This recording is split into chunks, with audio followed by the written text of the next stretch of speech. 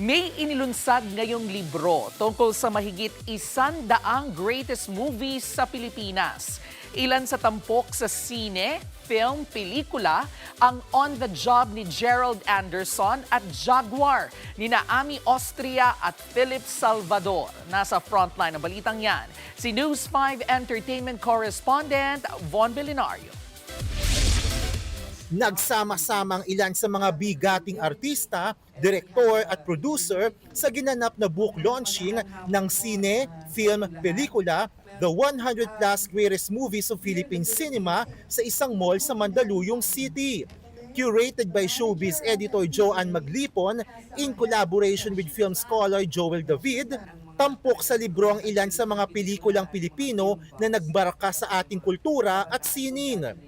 Kabilang sa mga special guest si Gerald Anderson dahil kasama sa listahan ang pinagbidahan niyang On the Job.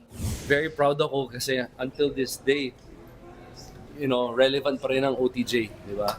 And just to be here and to be representing that and Philippine cinema, laking bagay.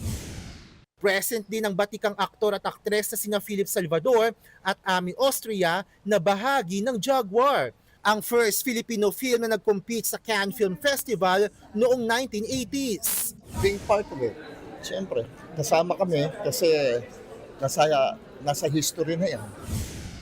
Proud naman si Miss Ami na mapabilang ang Jaguar sa libro. Sa dinami-dami ng pelikula na ginawa dito sa Pilipinas, biro mo napili yung mga pelikula na nagawa mo. Kasama rin sa libro ang Kung Ako na Lang Sana. I feel very flattered that I am remembered for movies I have done more than half a lifetime ago. After all, the significance of a director is not his box office hits. His significance is how his films are remembered. Speaking of box office, natutuwa si Direk Joey Reyes sa mainit na pagtanggap ng publiko sa Cinemalaya 22. It is one of the best curation of Cinemalaya. We have sold out movies without love themes, but with themes which are relevant and resonate with the audience. Official broadcast partner ng Cinemalaya 22 ang TV5 at tatakbo ito hanggang August 18. Mabibili naman ng sine, film, pelikula sa mga bookstore at online platform. Makipag-ugnayan lamang sa Summit Media para rito.